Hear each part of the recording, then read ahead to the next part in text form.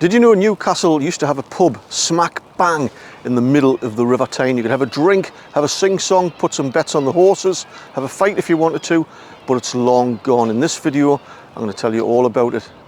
It's coming up. Welcome back. It's Eddie here from Tyneside Life. If you're new to the channel, I cover the history, culture and sometimes the football of Newcastle and the general Tyneside area.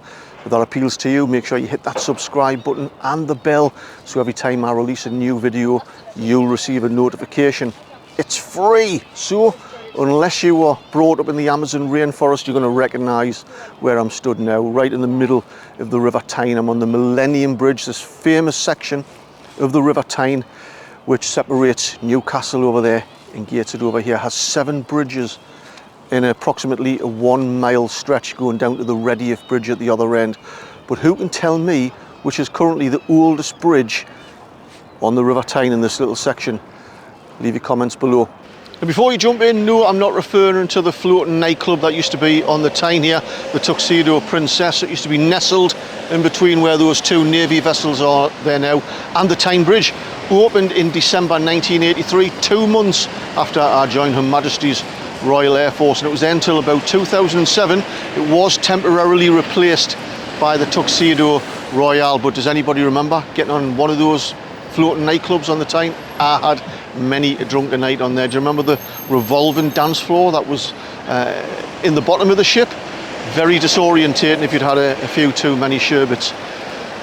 Anyway, no, I'm not referring to the floating nightclubs. I'm talking about a pub that was a little bit further down the River Tyne.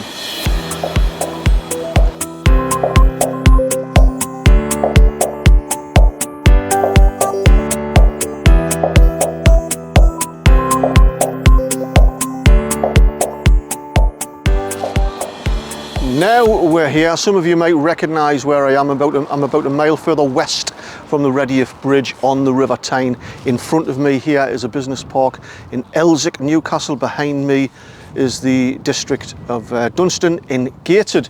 Now, back in the day, there was a long, flat, meadowed green island called Kings Meadow. I'm stood roughly on the eastern edge of where it was. It was about 2,000 metres long and covered an area of about 30 acres. It had 2 or 3 other small islands around it. There was Clarence Island, George Island and Little Annie, I think it was, correct me if I'm wrong. And it was considered to be part of Elswick or Northumberland. Now, back in the day, the geographical areas weren't called what we call them today. North of the Tyne, here where I am, it was called Northumberland, and on the other side of the river there, it was called Durham.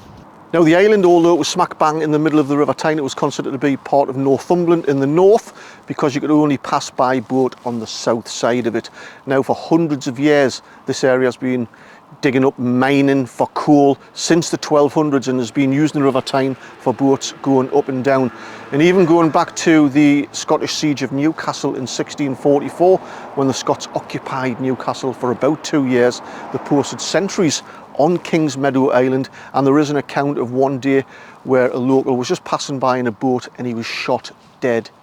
Now, going into the early 1800s, the land, Kings Meadow, was bought by a gentleman called Thomas Moses. He married into peerage and he built a farm obviously on there, and he used one of the buildings as a pub, and it was named the Countess of Coventry. It was named after one of his granddaughters who eventually become the Countess of Coventry.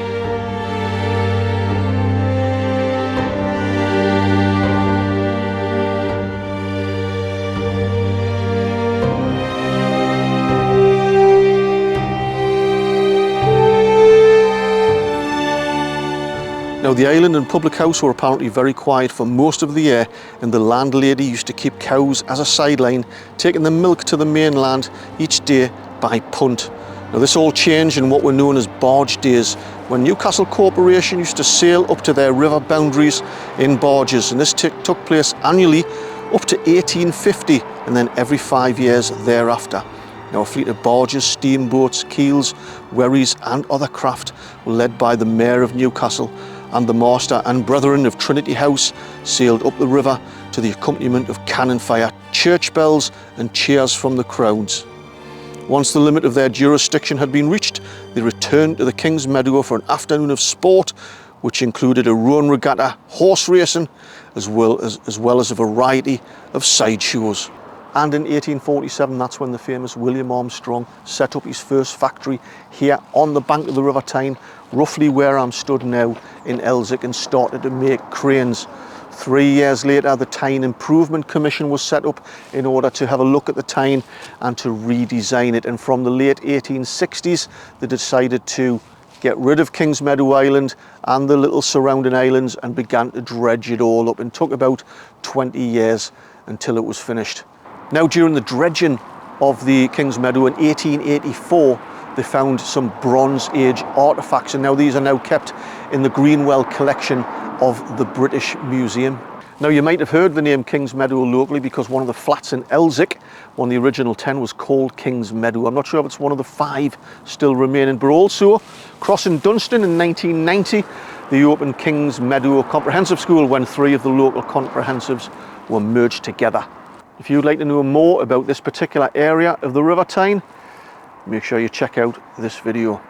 Catch you later.